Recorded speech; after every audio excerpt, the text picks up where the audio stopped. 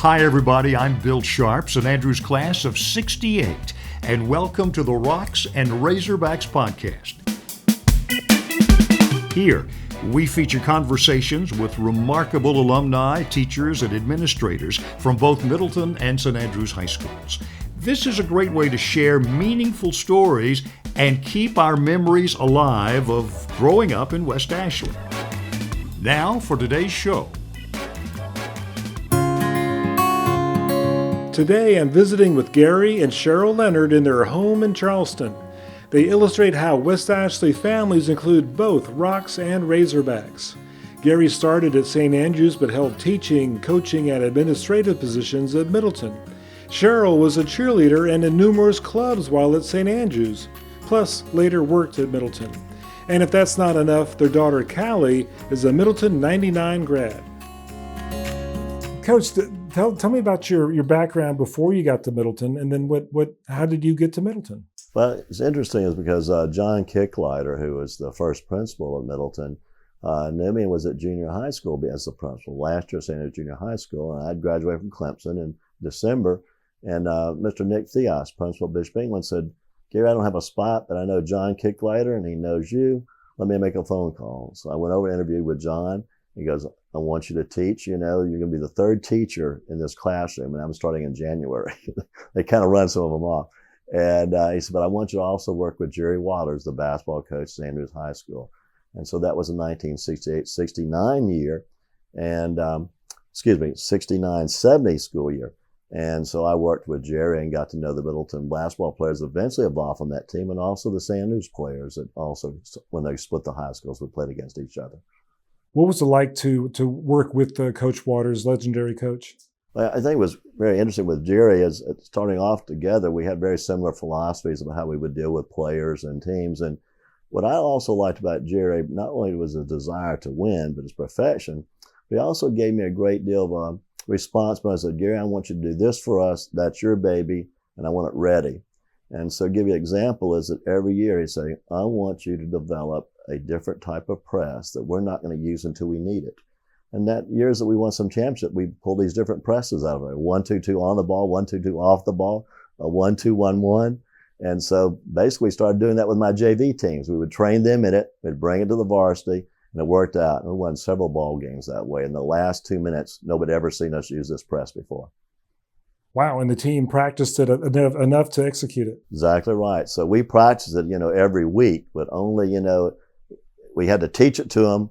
They practiced it, and it was always ready for it. And usually the time would be always around conference to lower state to state championship games that we really brought it out then. I was coached for 3 years. I did the JVs, by myself, and I also assisted Jerry. And it was myself and Jerry Waters were the only two coaches, and we worked very well together as a team. And so the first year at Middleton High School, we were 23-4 and won the conference championship at Somerville. And then we played in the lower state championship, which was very unusual because we were a very small 4A team. And a guy by the name of Alexander English, who later ended up being an NBA All-Pro and Famer out of Gerald High School, played against us. And he kind of took over the game in the second half. I will say, though, it was a bad call in which he actually charged our guy, William, Graham. And so we had to move William off him, and then we just could not match up with him, and he just took the game over. But the very next year, we beat him his senior year. So we won our first state championship that year. And then the next year I coached with Jerry. We lost to Nate Davis, who later became a big star at South Carolina. And it was a very controversial game, was because they clearly showed on the film that their ball players should have been charged with a technical foul for interfering in our throw-in. And even the Columbia paper put an article about that in there. But they beat us. They had a 10-point lead going in the fourth quarter, and we came back, and it was just kind of a crazy game. But we played a good ball game, and they were a good ball team. I was at that one. I remember being at the Carolina Coliseum for that. Wow. What made those basketball teams so special? I think for one thing, they had a very great idea of cohesiveness. They played together. Not only just the 5, but also the 8, 9, and 12 players understood their roles. Sometimes it was a practice role, and sometimes they were the person who would come off the bench and do it. But the kids we have are very smart kids, not just in basketball, but in life, but also in academics. So we had very few academic problems with that team. They were kids of good character. Not saying they didn't probably have some other issues in life, but they were all very good kids, and they were very coachable, besides being good athletes. Some were very good athletes, and some became very good basketball players, but were not that naturally talented. William Graham ended up going to Oklahoma, and then also, played, I think, at Southwest Missouri or some other place. Chris White went to Georgia Southern and Armstrong. Maurice Snipe ended up, I believe, at Arkansas State. Bashy Smith, I think, somewhere in Missouri. Arthur Hicks played at Aiken. We had lots of ball players that went on and played. And Marvin Dickerson played on our ball teams there in the mid-'70s, probably about 74 to about 77. Ended up being a major ball player for Clemson University. So we had several good ball players. I worked one summer for Tate Slott, the basketball coach at Clemson. And when we brought William Graham up there, they could play, he'd be considered a small center, but he had great ability. He was playing defense up and down the floor. And at Oklahoma, he held the freshman shooting percentage record over a guy by the name of Alvin Adams, who later played many years in the NBA. And he was the leading rebounder against South Carolina when Oklahoma played South Carolina in Columbia. The year after I left Middleton, becoming an assistant principal at C.E. Williams, they won the state championship that year too. I think Jerry may have won 4. Oddly enough, when I was an assistant principal, I got a phone call from a trustee, a major trustee at Sewanee. And he was on the hiring committee for a basketball coach at the University of South Sewanee. And I gave Jerry a recommendation for that. And we talked for a long time about Jerry's, coaching thoughts and philosophy, et cetera, and how he worked with kids. And he had a successful year there at Sewanee, and then went on to USC Spartanburg and had a national championship there. Coach Davis mentioned that Jerry Waters doesn't like to lose. Correct. Was there anything in his style that maybe you took to your career, observing and kind of borrowing something from him? I wanted to go in administration. I was not interested in going into high school coaching or college coaching. I was offered a graduate assistantship at Clemson, but what I liked about Jerry, which I carried on in my own administrative career, which was a long period of time, is that you have to trust the people that you're working with. Even though Jerry was the head coach, he never treated me like I was an assistant. I was like a co. And that really helped a great deal. And I think that was something I always carried forward from, Jerry, is that he trusted you. Once he knew what you could do and what you knew, he trusted you with that. If you didn't know it, he'd help you develop it, and then we'd move on. So we had a great blending of coaching philosophies. I brought some things from University of Kentucky that he wasn't aware of. He had some things from working with John Kicklighter that I had not seen. And we blended them together on our first teams. So it was philosophy, too. We both realized we have systems to our basketball, but we also know that you alter the system because of the talent you have. We used to run a 1-3-1 cut through, an offense, which was great. I mean, teams had never seen it before. Multiple cuts, multiple passes, and layups. Well, out of UK, we had what we call a stack.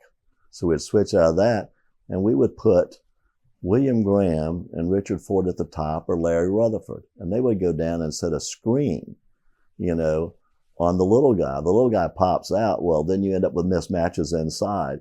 So we would change that. And so when Tommy Moore would come down the floor, he would yell stack, and we would move our offense to another level. So the team never knew what was coming up because Tommy could come down, dribble the ball, stack, and they didn't know what we'd do. And once we started doing that, there were variations off that individual talent came out. It would be a backdoor cutoff of something, and they knew because of playing ball with each other, if I'm open, Tommy's going to get us the ball. If I make a good, pick and roll, I'm going to get the ball. If I make a good cutoff, I'm going to get a shot. So we had a good floor leaders. And that was the thing that you learn from Jerry, is you have to put the parts together to make the whole. So yes, I carried that type of thing. Very much, it complemented what I believed in, but it was also good seeing us take a brand new product We had never been brand new before, and now all of a sudden we were with new players. You got to remember, when we were working at St. Andrews and he was the head coach, on paper, the better ball players went to St. Andrews. But Jerry and I and John Kicklight sat down and said, this is going to be the future. Yes, we got some winners over there at St. Andrews, and they had very good ball players and very good players. But we said, we've got a little bit longer range. We've got 2-3 years down ahead of us, where some of those good ball players are going to be gone in 1 or 2 years. We looked at 3, 4, 5 years down the line as we were developing talent. And that was another thing is that Jerry and I believed in. You develop the talent off the JV in your system and you bring it up. So I loved working with Jerry Waters. Learned a lot, and we both worked hard together, and that was beneficial for us. Oh, I'm loving this because I'm such a big fan. Looking back then, this is the early to mid 70s. Right. Everything is new. Heck, it's a brand new school. Right. How were racial relationships on the team or in the classroom or both for you? During my years there as a teacher, coach, and as an assistant principal, I think we had kind of a very unique relationship. Number one, by separating ourselves from St. Andrews, then we did not have a stigma of that past history. And so John Kicklighter was very smart in bringing different types of leaders from the community that came out of that, break off, and worked with them a lot together. So our white students, our black students, all seemed to kind of get into this as a new school. It's not an old Wallace, it's not the old St. Andrews, so it's a new identity. I think right there, John had a great impact on that. Then likewise, Mr. German, was the assistant principal that first year and carried that on for the period of time that he was the principal. I think that one thing that helped was our sports. It was also our arts. There was great programs, of which we had in the band and especially in chorus. That was an outstanding program. And I used to say Paige Kelly was the John Wooten of the music directors around the state because of all productions that she had. So we had a very unique faculty. They were young, they were eager, they wanted to be there. And they had been at the intermediate school and then as 9th and 10th grade teachers, and now they all got to really blossom. We had some outstanding teachers. And from my perspective as a teacher coach, they had the interests of the kids at heart, and they supported everything after school. They were there. When I became an assistant principal in 74 to 78, I worked with Dan Curry and Mr. German. And during that time, we knew the kids. You could identify with them. When you're about 1,300 students, I had a 9th and 10th grade discipline. Dan had 11th and 12th grade. And so we got to know the kids as they worked through. And so if we saw an outsider, we knew which one was the outsider because he just didn't fit or she didn't fit. And once I could name, hey, Tim, who's your friend over here? Tim knows I know him. And that student says, oh, he's visiting me. I said, well, we understand about you're not supposed to be here. So that was the type of relationship we had with kids. There was a lot of interaction with that. So I think as time went on later, there were probably some more issues that I hear about. But my time there was not like you often saw in other schools. There was some tension, I think, probably in the latter parts as we started seeing a little bit of separation. But it was not with the mainstream students. It was maybe just a little more isolated, as we see almost right now in our nation. I think there's a lot of commonality back in those days, new school, young teachers, young coaches, and then trying to maybe create a new legacy of sorts and bonding. For me, I know I was talking to Coach Davis, like playing sports is great. Because you just want enough people to play, and then you have enough people to play, then you want to win, and so I think race relations I think really helped with athletic teams together, working together, common goal, and doing whatever you got to do and becoming brothers like that. That's essential because you're becoming one group. You're not individuals. You may have an individual star, but he also knows somebody has to get him the ball. He has to play defense also. And our coaching staff was not willing to let you slack off on those areas. You could be pulled just as fast as a 6-man if you weren't doing what you're supposed to. When you were involved with coaching, was there any special approach to your rival, St. Andrews, when you're on the court or on the field? Well, for one, you didn't have to, tell the kids who were playing, because they understood the long-term impact. I'm a Clemson graduate. I have a degree also from South Carolina, but my heart bleeds orange when it comes to that, okay? So you've got kids that have played against each other on the playgrounds I mentioned earlier. When I say there's parts of the playground have some outstanding athletes come out of there that went to both high schools. So you knew how much it was bragging rights, just like it is with most, major state universities when you have two big dogs in one state. I shouldn't use that term, big dogs, because we have no big. But anyhow, is that I think that was a part of it. Great kids from Andrews. I was very fortunate to marry my wife is from the class of 70 at St. Andrews, high school, and we got married in 75 and really didn't start dating until late 74. So there were some rivalries between us about certain games, as you can imagine. Well, she was a cheerleader, right? She was a cheerleader, and she was and her team. Yeah, and so she would when we would have those games in 75 on, because assistant principals and worked those football games and basketball games, and so she'd be right there, and she'd be cheering for the Rocks just like I'd be cheering for the Razorbacks. Some of your fondest thoughts about going to high school, specifically at St. Andrews? See, and I loved going to school. I mean, I just think the people we had around us were really, fun. We were challenged academically. We had fun in our clubs with our teachers. I don't think I missed a day my senior year. That's just how much I wanted just to be there with my group of friends and all the learning. And then being in the multi-clubs we had responsibilities there, and just, being a cheerleader with spirit and getting all that done. It was just a fun place to be. Even though there was a lot of work in it, it was still fun. What made you try out to be a cheerleader? I think just something else I wanted to do when, I was in school. I didn't really play a lot of sports, but I love sports. So this was a way to be at them. And we cheered football, basketball, and even started going to wrestling.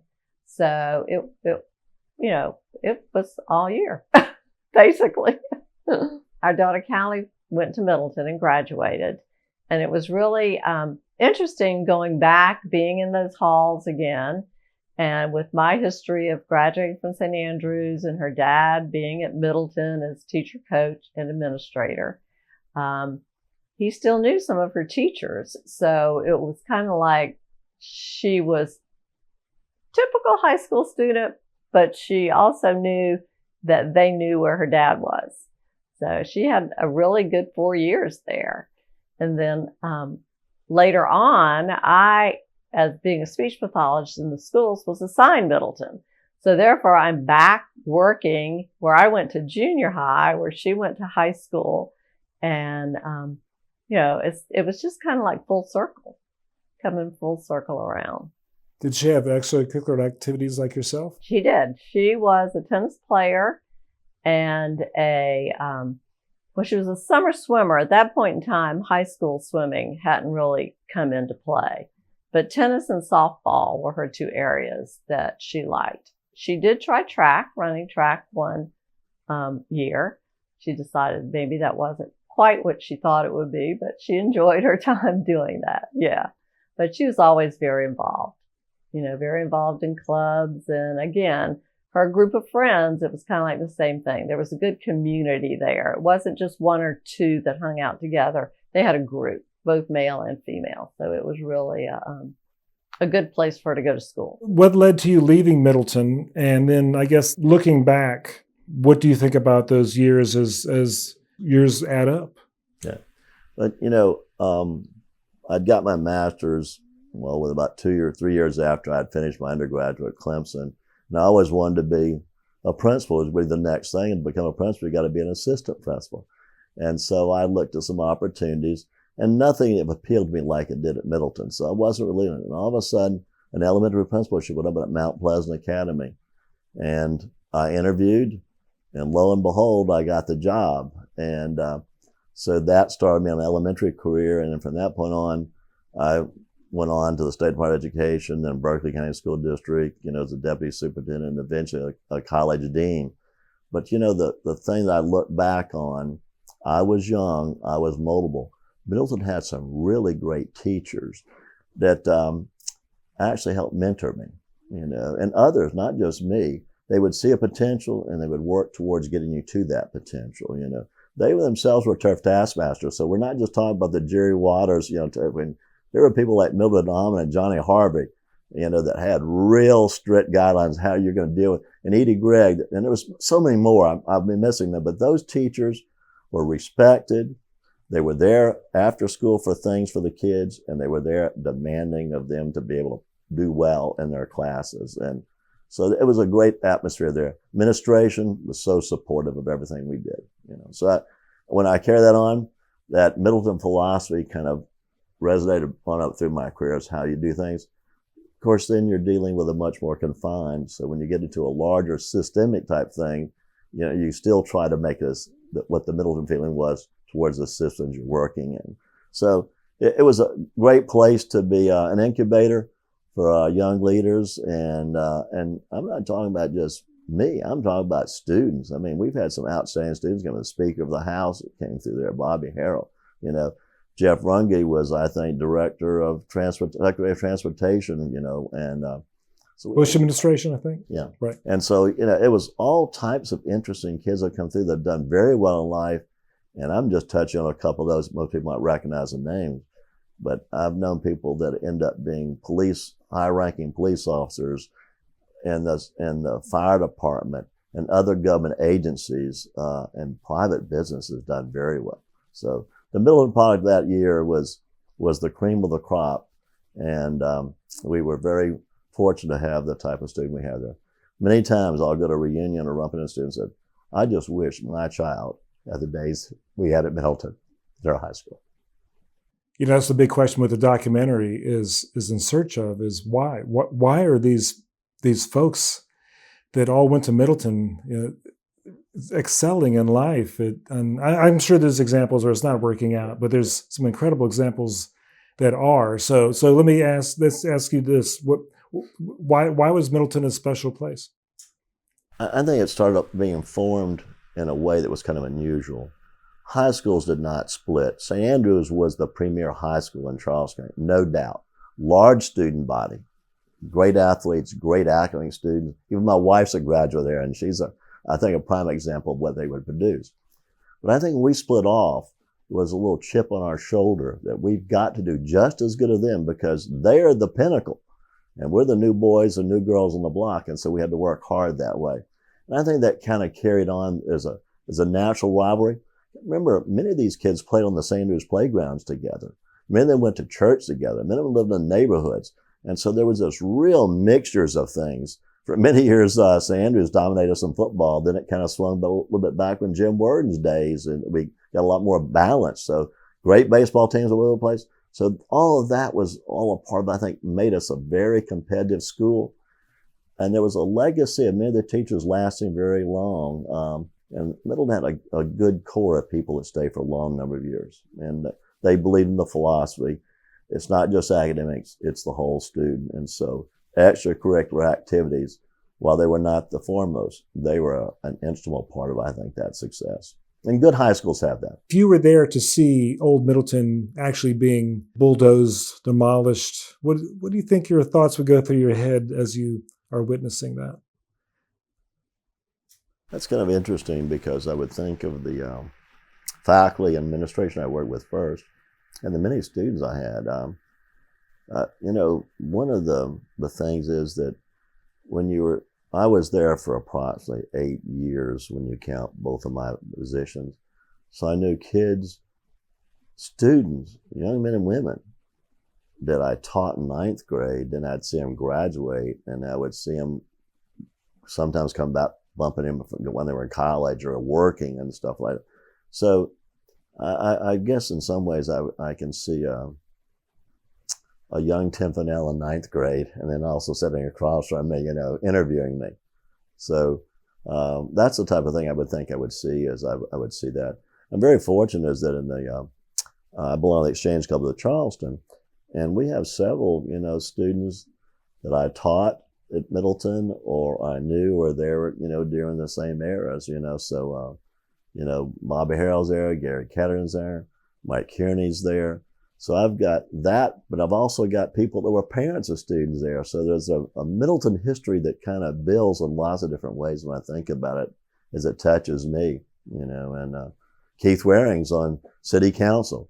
He was there in the early years and was one of my students, and I'll tell you the type of kids that we had at Middleton. I could trust them enough to give them my car, and during the gas, wars, when I say that, when we were having blockades and embargoes, I could trust them to go fill my car up and bring it back to me. I could trust some kids at Middleton that wanted to make some money. For them, when they were out of school, they could take my car and wash it and bring it back to me, and it'd be greatly done. And I can remember these were the types of kids that we had at Middleton. They were just, some of the nicest kids I ever met were basketball managers. They just, they didn't seek any glory. And there were a lot of kids in the football teams, and the baseball team. They just wanted to kind of, I don't want to use the word hang around, but they wanted to be a part of something, and they were. And they had as much pride as the players did, because they got things ready for us, and they took care of the behind the scenes things that sometimes people just don't want to do. I had some great managers. I just really enjoyed some of those guys. Well, and I do think you probably have those that are bitter. The high school's gone. I can't go back anymore to look at it. And then you have those that are angry, like, why are they doing this? What's wrong with what's wrong with the school? It was a perfectly good school for what? How many years? What's wrong with it now? Yeah. So I think you do have a little bit of that. And then you have those that just take it as part of life. Changes happen, we go forward with it. But I really would like some pictures of the old place, that kind of thing. I want a brick. I want this. I've seen that. So you get a lot of emotions, I think. Somewhere along the line, because I see lots of students and get a lot of meetings, the most common question and statement they make to me, Tim, is, we wish our kid had a chance to have gone to Middleton like we did. Thanks for watching today's episode, and be on the lookout for additional episodes. If you'd like to be a guest or even a host in the Rocks and Razorbacks podcast, please let us know. We want the podcast to be the go-to place for cherished Middleton and St. Andrews memories. Don't forget, the Rocks and Razorbacks documentary geared for South Carolina ETV is in production, and we'd love your input and help with that as well. For now, go Rocks and, go Hogs. Well, you get it. Thanks.